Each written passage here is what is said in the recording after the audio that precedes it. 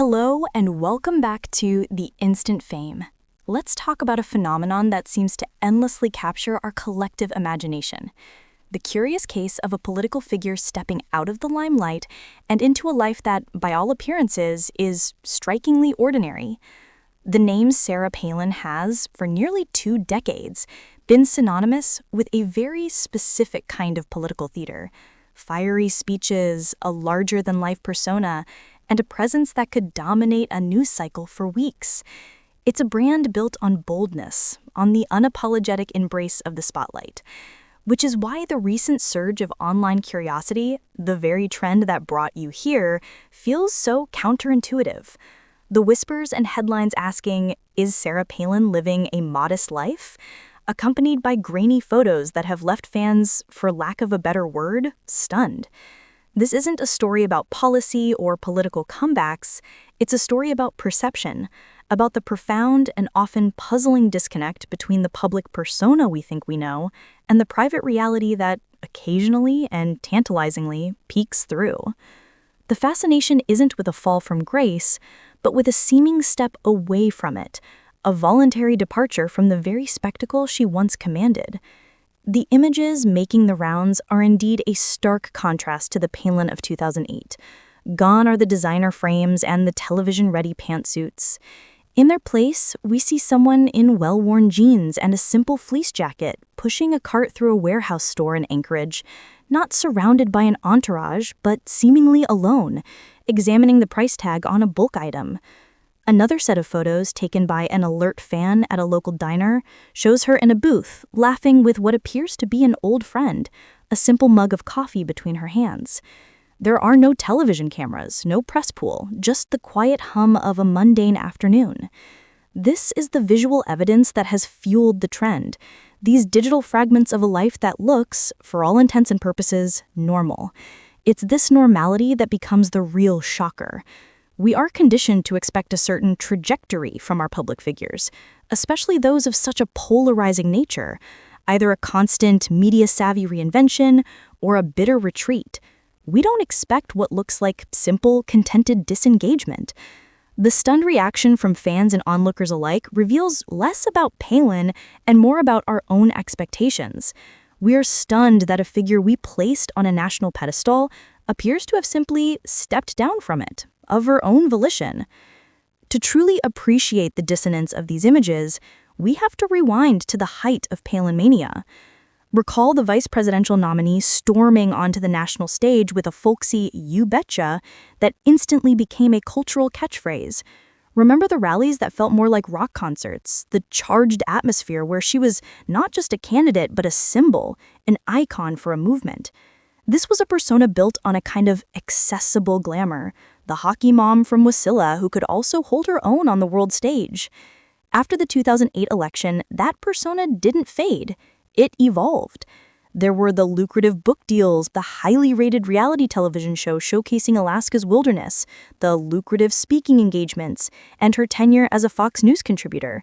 She was a master of the modern media ecosystem, understanding the power of image and narrative long before it became the standard for political figures. Her brand was her livelihood, and it was a brand of dynamism, controversy, and relentless visibility. She was, in the truest sense of the word, a celebrity politician, a fixture in the green rooms of cable news and the glossy pages of celebrity magazines simultaneously. This is the image burned into our collective memory, the Sarah Palin who was always on. This is why the current narrative is so compelling. The trend isn't just about spotting a celebrity in the wild, it's about the specific nature of the sighting. The shift appears to have been gradual, a slow fading from the constant churn of national politics. While she remains a vocal supporter of certain candidates and causes, the omnipresence is gone. Her social media, once a fiery bulletin board of political commentary, now features more personal moments, photos of the majestic Alaska landscape, family milestones, nostalgic throwbacks. The commentary has become less about the daily political fray and more reflective, often focusing on core values of self-reliance, faith, and family. This isn't the quiet of someone who has been silenced. It reads as the quiet of someone who has chosen to speak about different things in a different tone. The modest life depicted in those viral photos isn't an accident or a performance of poverty. It looks like a conscious alignment with the very values she often preached from the podium. It's the embodiment of the hockey nom ideal, separated from the multi-million-dollar media machine that once amplified it. The fascination lies in this apparent alignment of word and deed, a rarity in the political world. Of course, with any public figure, the line between personal authenticity and calculated rebranding is perpetually blurry. The skeptic's view is that this modest life is itself a new chapter in the Palin narrative, a strategic pivot for a political figure in an era where populist authenticity is a valuable currency. In a political climate that often rewards the perception of being an outsider, even for those who have been at the center of the inside, portraying a life of simplicity can be a powerful tool. It resonates with a base that feels alienated by coastal elites and the trappings of Washington. Could these seemingly casual public appearances be a carefully managed element of a long-game comeback strategy? It's a plausible theory. The public has a short memory but a long-lasting impression, and reshaping that impression from media star to woman of the people is a classic political maneuver. The photos themselves, while seemingly captured by chance, enter the ecosystem and do a specific type of work, generating a conversation about authenticity that is in itself a form of political capital. In this reading, the modest life is not an end, but a means to a future political end, a way to reconnect with a core constituency on a more visceral, relatable level. Yet, there is another, perhaps more human explanation. What if we are witnessing is not a strategy at all, but simply a life being lived?